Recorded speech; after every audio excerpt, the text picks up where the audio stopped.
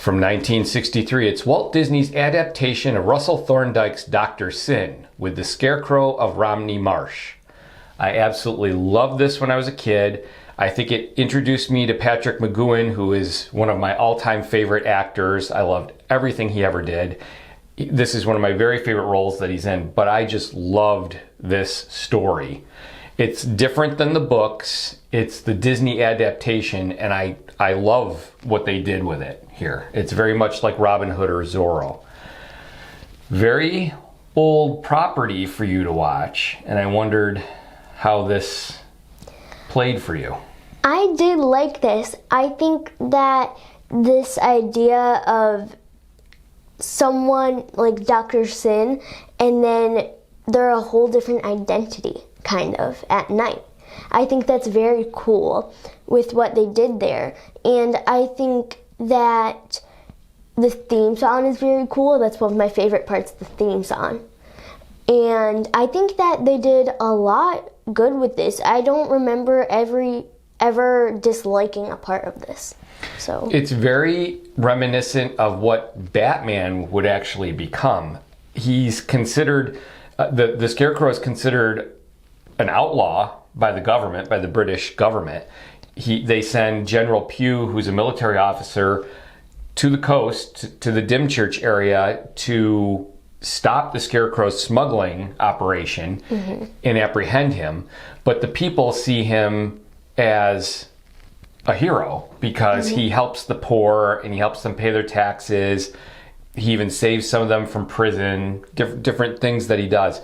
So it has roots in Robin Hood and Zorro, as I mentioned before, but also a modern superhero like Batman is very, very much in the same vein as Dr. Syn. But it has this cool air of mystery because of the time period and the outfit he wears. And when they filmed the Disney version, they filmed the blue as night filter. So they filmed the scenes during the day, but they used a blue for night filter, which gives it that extra air of creepiness, which I think is really cool. Yeah, I do like that. I think that it's very mysterious, kind of. And I think a lot of the things that Dr. Syn does, that it plays out for him. I think that he's kind of smart. He's incredibly smart. That's a really good, that's something I was going to say later, but I'm glad you brought it up. He's incredibly intelligent, and these plot lines are very, very complex. But you could follow it, right? Yes.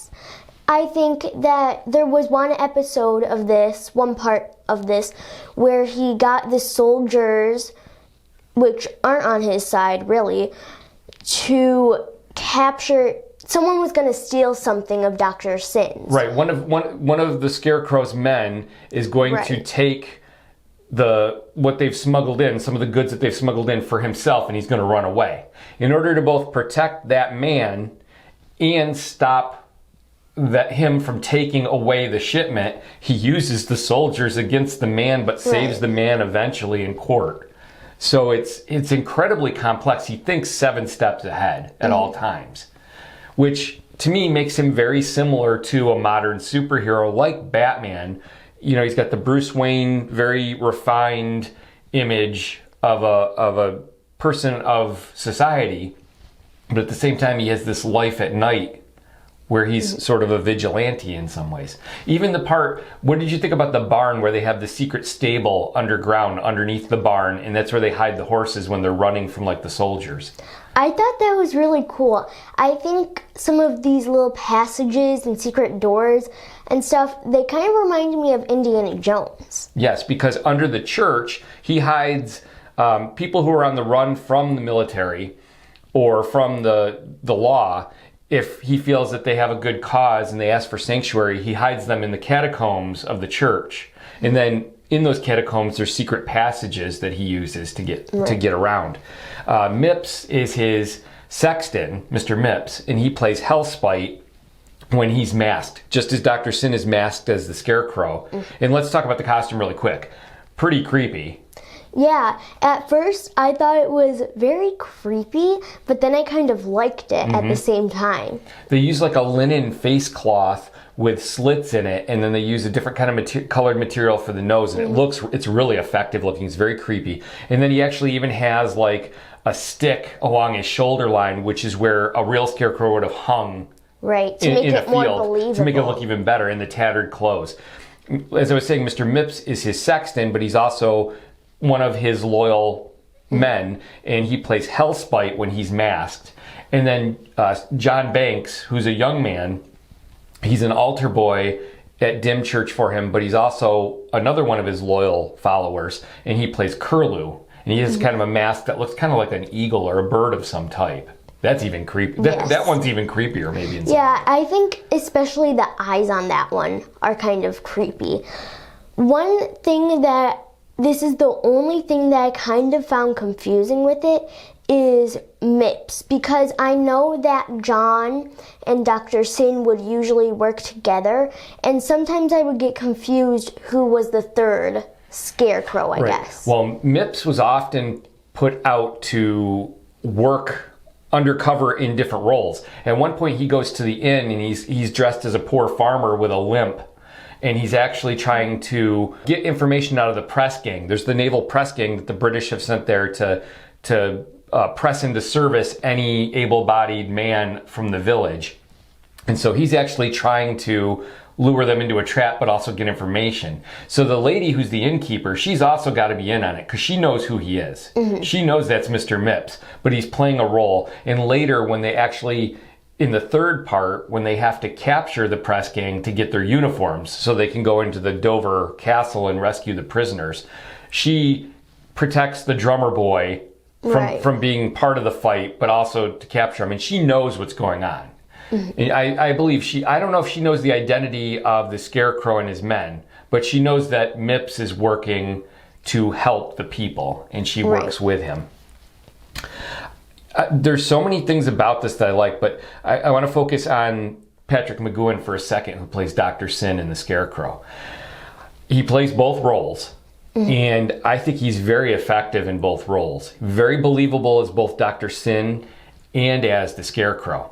And sometimes when we get into films like this, usually you'll see a strength from the actor. You know, let's talk Batman for a minute. Sometimes they play a great Bruce Wayne, but they're not as effective as Batman. Or sometimes they're an incredibly good Batman, but they're not as effective as Bruce Wayne. I think Patrick McGoohan can do both sides of this role as effectively, equally effectively, and I think he's great in both parts. Yes, I do too. I was actually wondering if someone else was playing that part, because I think that means that he's really good. And I think that it's very cool how in the show there's two different identities, but you can also play two different identities. And he does a great job with it. And George Cole plays Mr. Mipps, and I think he's very good too. I don't think there was a weak point in the cast. Even General Pugh's character is strongly portrayed because you really don't like him and what he does. The time period is pretty cool because it's right around the same time as the Battle of Lexington and Concord, so the start of the American Revolution. And there's even an American who's here who's being chased by the British, and actually Dr. Syn gives him sanctuary, and he plays importantly into the third part of the storyline as well. So we find him first in part 1, and he sort of comes back in part 3, and he's kind of a key piece to that plot line. And that's kind of a good spot to bring up the fact that this was a 3-part story for Disney's Wonderful World of Color back in 1963. Before they released it on TV, they actually, because it was so well done, they edited it into a 2-hour movie called Dr. Syn Alias the Scarecrow, which was released in England and in European markets. Then it came over here and it was on the Wonderful World of Color. And then it was actually re-released here with a different cut in the 70s, and it played with one of the other Disney features at the time. And then we would see it in the 80s, mainly in that 2-hour cut. And finally in the 90s, they brought all 3 parts back, because very often in those cut films, they would leave out the middle portion where the Scarecrow is dealing with Ransley, who was one of his men. You referenced him earlier. He was the one that was going to steal part of that smuggled shipment. But part of that is because he was going to betray the Scarecrow and his men. They tend to leave out that middle segment and edit part 1 and part 3 together and make it a tighter theatrical film. Not until the 90s, when the Disney Channel came out, did they finally re-release on the Disney Channel the full 3 parts. And this has been one of those ones that's rare. You can hardly find it. The tin disc set, DVD set, was released, I think, around 2008. And they only did like 35,000 or 36,000 copies, and it sold out in 3 weeks. And it hasn't been available since. There's a Blu-ray available now. That tin set had both the 3-part TV episodes as well as the theatrical release. The new Blu-ray just has the 3-part Disney episodes. But really, that's what you want, because that's the full story. You're getting everything there. Having seen everything that you've seen, and seeing modern superhero films and seeing older films, a whole range of things, because we've looked at a lot of things and we've reviewed very many things. How do you feel about this? Do you feel like it holds up still? Yes, I do. I think that this is a different superhero in its own kind of way. And I think that it's mysterious, it's kind of serious, but it's also funny. And I think that there are a lot of key parts for that. And I think that it could be a superhero. Mm-hmm. Really. It holds up well. The humor comes from both George Cole and Patrick McGoohan's great deliveries, especially when they're Dr. Syn and Mr. Mipps.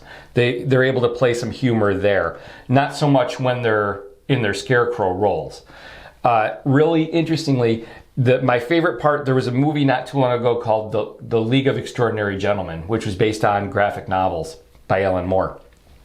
The movie wasn't as good as the graphic novels and didn't do very well. But my very favorite part of it was when they were being recruited into the League, and they go into this room. And in the room are portraits of former Leagues of Extraordinary Gentlemen. And there was the Scarecrow in the same portrait as Natty Bumppo, who was Hawkeye from Last of the Mohicans. So my favorite part was seeing the Scarecrow in that film and knowing that he was part of an earlier League, which I thought was pretty cool.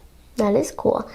Another thing I thought was kind of cool, I don't know, the one we watched had this. I don't know if it's for everyone, but Walt Disney introduced it, and I think that was very cool. It was, and that was part of the Wonderful World of Color intros that he would do. And he had some of the costume elements, and he had a big map, and he was talking about it. He does, unfortunately, reference Dr. Syn as a real person. He wasn't actually a real person.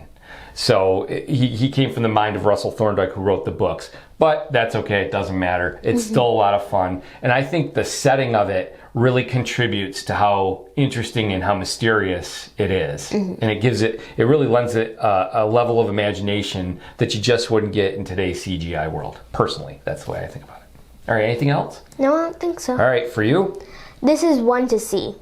Absolutely, it holds up well. It's one to see. If you've never seen it, try to find it, because it's really worth it. See what I did there? Oh, Daddy.